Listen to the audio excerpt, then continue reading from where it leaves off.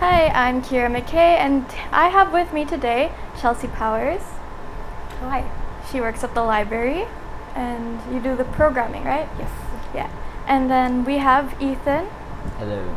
He's also a summer student here at NACTV, and we both kind of split between all the stuff here and archiving. So this year we have, for our theme, Youth Empowerment Through AI and Digital Skills. If you're not aware, July 15, starting, I think it was 2014, the UN has the Youth Skills Day to highlight the skills and what difficulties youth go through. And in their poster this year, I have it noted down so you can kind of see the importance. They have written, only 22% of AI professionals globally are women. 86% of employers expect AI to transform their business by 2030. 54% of countries have digital skills standards. 48% of students are not fully adequately prepared for an AI-enabled workplace. 90% of adolescent girls and young women in low-income families are offline. About 450 million youth, or 7 in 10, are economically disengaged due to the lack of skills for labor market.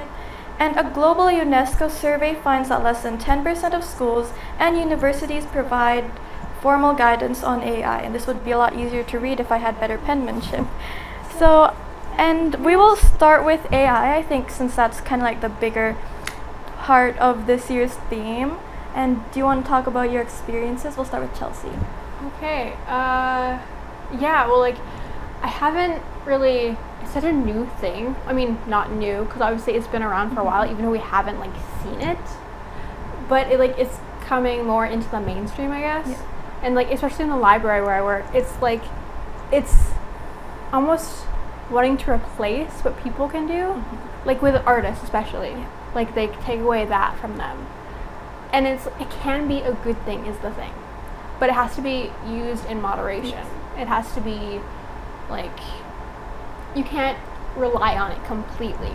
You see people completely relying on it for university work, high school work, and it's you can't completely rely on that. It's not going to be there the entire time, and it's not going to, because if you keep relying on it, then you're going to lose the skills that you're supposed to gain, kind of thing. Yeah. But yeah, especially in the library, Yeah. because the library is very much a person industry kind of thing. So if you have AI, then you kind of lose that. Yeah. And how about you, Ethan? I've learned about AI in school because I take some computers courses, and we kind of learned how it can be unreliable a lot of the time since it can find misinformation, and how it learns by going on the internet and stealing work from other places. And among the three of us, you're the one who's still in high school. Do you find your peers often rely too much on ChatGPT, for example? Yes. For tests or? Not for tests. Mostly assignments and stuff. Yeah, and my personal take is that I despise AIs. I'm so very open about despising AI, not just as an artist, but also just for everything. As a student, as a writer, a lot of the times I've had to fight with people about it in a sense that I've been accused of using AI, which I've never even opened ChatGPT in my life because I've had no reason for it. AI is calculation and stuff like that, numbers for math. Sure, go ahead. I hate math. I will never bother with big computations if I don't have to. But stuff when we're writing, let's say for school and its opinions, you don't need a bot to tell you your own thoughts. You should, be able to think for yourself. That's why I find it so harmful. And I've seen it happen to my friends where I had this friend who was a really great artist back when I was in high school, and her instructor just flat out gave her a failing grade because apparently it wasn't hers. And she's a really soft-spoken, reserved best friend of mine, and she didn't tell me about it when it happened, otherwise I would have helped her, but she didn't do anything. She kind of just was oh well, I guess I'm gonna fail, and it's upsetting to see this happen. And you work at a library, so I'm wondering if you like to write as well.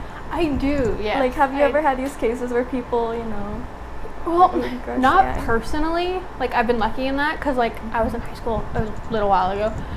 And like in university too, like there was a little bit when I was graduating, like a little bit of talk of AI and then using them in assignments. But like I've seen like stories on the internet. Like there was one story that I read where it was like a nurse. She was using like AI to get answers for her tests. And then when she had to do a actual like practical thing, she didn't know what she was doing. Oh So like Yeah. it's scary because like she's going out into the workforce. Yeah. And how about like Ethan? What are your personal thoughts on AI? Is it like something you'd like never intend to use? Might get into a bit. I wouldn't use it for anything like work or anything. Maybe just to mess around for fun, but nothing serious. Yeah.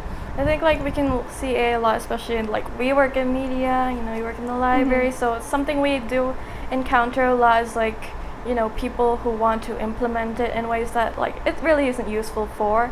Like I've had someone come up to me, and since I do art, and you know, there's a lot of like the AI art and that kind of stuff, and someone came up to me the other day, is like, I want you to help me design this shirt. It already has a design, they want it in white, the design has AI people on it, and they're like, I just want the person in the logo, and I'm like, you're asking me to like transfer this AI person onto a shirt. I'm like, no, I'm not working with AI. And they replied that, well, I forgot what they said specifically, but I don't think they even realize. That's the thing, is some people don't even realize when it's AI or not, especially with, I don't know if you guys seen AI animated videos, like Yeah. the real people ones. Like I could spot them, but a lot of people can't. And like some of them are getting so realistic Yes. too. Like it's Yeah. scary. It's Yeah. like genuinely scary. Yeah, that's true. And what else? Okay, I have questions for Chelsea here, since I think you may be the older one among the three of us. So like, yeah, what have you noticed has like changed between like what's expected of youth? Well, I think a lot of it, like people are assumed to be like very good with technology, and like I know not everyone is. Because like I know when I was growing up, like it was a little bit like that, because like people assume like, oh yeah, you'll be good with like computers and with like iPhones and stuff, and a lot of people just assume that like you'll be good at computers, you'll be fine with AI, you'll be like a whole bunch of stuff, like you're just fine with the way the world is going kind of thing, even though a lot of times it's like, no, it's not okay. It's not okay, yeah. Yeah. And then Ethan, and since you're, I guess, going out of high school, and how many years from now? When's your graduation? 2 years. 2 years. And kind of like bridging out of that, like what do you think are like really difficult expectations like adults have for you, or older adults? I don't. You haven't given much thought to it yet? Yeah, I mean, at your age, I probably didn't give it much thought either. Once you get graduation, everything hits you, and you're like, you have to think about all of it now. Yeah. You didn't think about it before, you're gonna think about it now. Which is insane. Yeah. To have like kids who are 18, some just turned 18, to like have to think about going into the workforce, going into university. Yeah, and you have to consider all these You need to know exactly what you want to do. Yeah. So let's talk a little bit more about digital skills, and this one's more for Ethan, just to give you some more space here. Is like, are there any skills you personally work to develop? Like, what are you looking forward to in the future? I don't really. Well, since you're in media, like what kind of like brought you in here in this space, for example? I like to like work with computers and stuff, but there's not really like a specific like, what's it called? Like there's not a specific type of thing in computers that I want to learn. It's just So you're kind of kinda like like in exploring general. it. Yeah, I think you'll find something. Like if you, for example, I'm in media, I'm here at NACTV. I didn't think I'd be here. I think it was kind of ruined for me because of an instructor, but like here I am, you know, you kind of find things as you go. And another thing I want to talk about is, you know, like AI probably affecting students, ChatGPT. Like I have noticed like a lot of people are like so reliant that even in person, like you kind of talk to someone and you kind of tell they're really lazy when it comes to using their, you know, mental capacity and whatnot. Like, do you ever kind of feel with that? Yeah,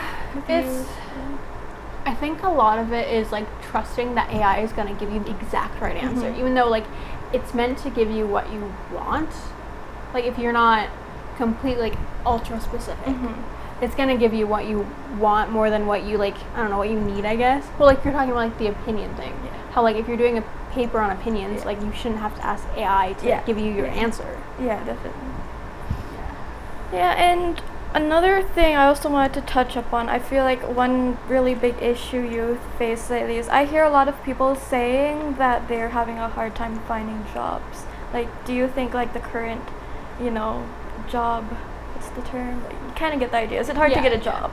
Oh, basically? absolutely, yeah. Like, because like employers are expecting you to have like 5 years of experience before you can get into the workforce.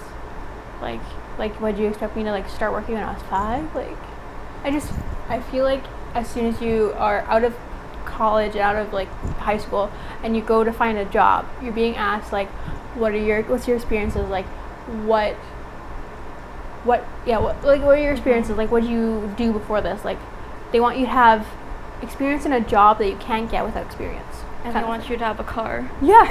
Yeah. It's like, I just, kind of young right now. Well, I mean, I feel like maybe I should have a car, but I come from a place where most people my age don't have cars and still don't have the intention to because it's such a packed town.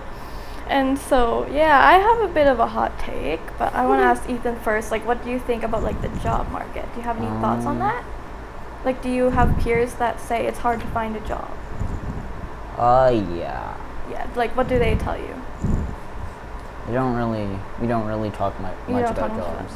Yeah, that makes sense. Even I wouldn't want to hear the word job at 16. No.